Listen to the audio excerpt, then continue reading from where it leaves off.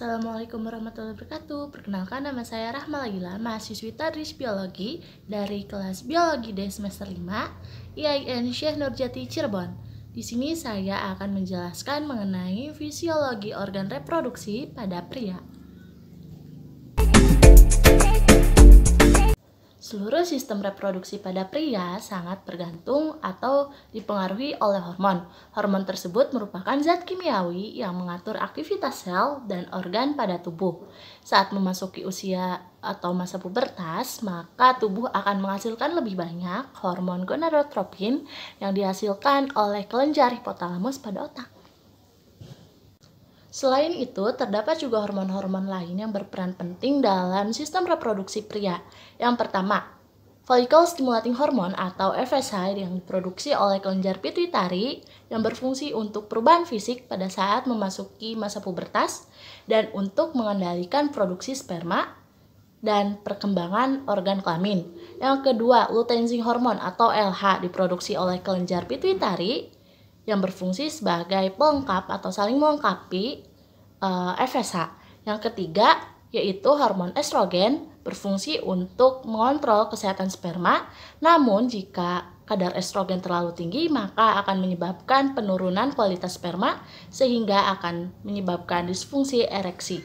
Yang keempat, yaitu interstitial cell stimulating hormone atau ICSH berfungsi untuk merangsang sel-sel interstitial dalam testis untuk berkembang dan mensekresikan hormon testosteron. Yang terakhir, yaitu hormon inhibin yang diproduksi oleh sel-sel Sertoli dalam testis yang berfungsi untuk menjaga kesehatan dan menjaga kematangan sperma.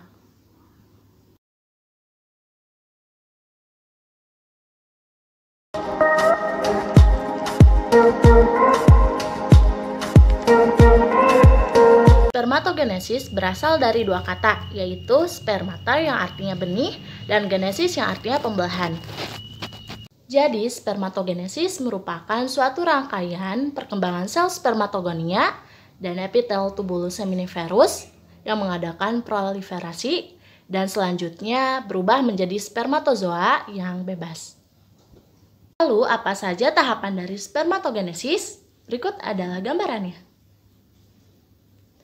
Sel spermatogonia mengadakan pembelahan secara mitosis menghasilkan spermatosit yang diploid atau 2N dari sel induk spermatogonia.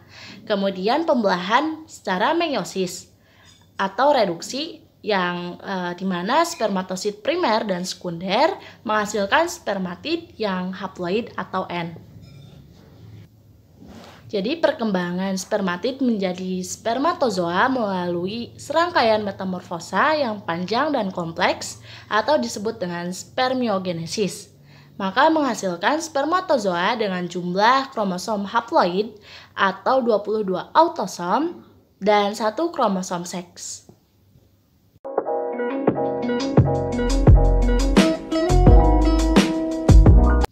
Bagaimana cara meningkatkan kualitas sperma? Berikut adalah tipsnya. Yang pertama, olahraga teratur namun tak berlebihan. Misalnya 20 menit berjalan kaki per hari. Yang kedua, batasi asupan kafein atau kopi karena akan membawa dampak buruk bagi DNA sperma. Yang ketiga, penuhi kebutuhan vitamin dengan konsumsi buah dan sayur. Yang keempat, berhenti merokok. Yang kelima, belajar rileks dan kendalikan stres. Yang keenam, tidur dengan durasi yang cukup, kurang lebih 7-9 jam per hari. Yang ketujuh, penuhi berat badan ideal. Yang kedelapan, jangan konsumsi alkohol karena akan membawa dampak negatif atau racun terhadap sperma.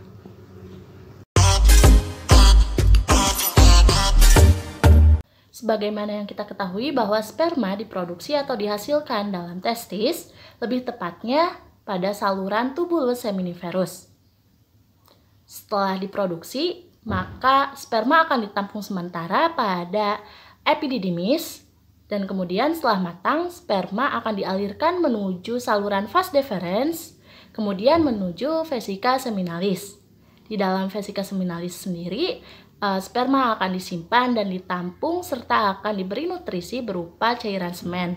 Setelah di dalam vesika seminalis penuh, maka sperma akan dikeluarkan melalui uretra. Yang pertama, hernia inguinalis. Testis terlihat lebih besar, penyebabnya karena mengangkat benda-benda yang lebih berat. Yang kedua, hidrokel, kondisi di mana testis dipenuhi atau dikelilingi oleh cairan. Yang ketiga, balantis, di mana iritasi atau peradangan pada bagian ujung penis atau kepala penis terjadi pada laki-laki yang tidak disunat. Yang keempat, kanker testis terjadi pada pria usia antara 15 sampai 35 tahun. Gejalanya terjadi perubahan bentuk buah zakar. Yang kelima, pembengkakan skrotum. Yang keenam, disfungsi ereksi, kondisi di mana pria tidak bisa mendapatkan atau mempertahankan ereksi yang cukup kuat dalam hubungan seksual. Yang ketujuh atau yang terakhir yaitu gangguan prostat.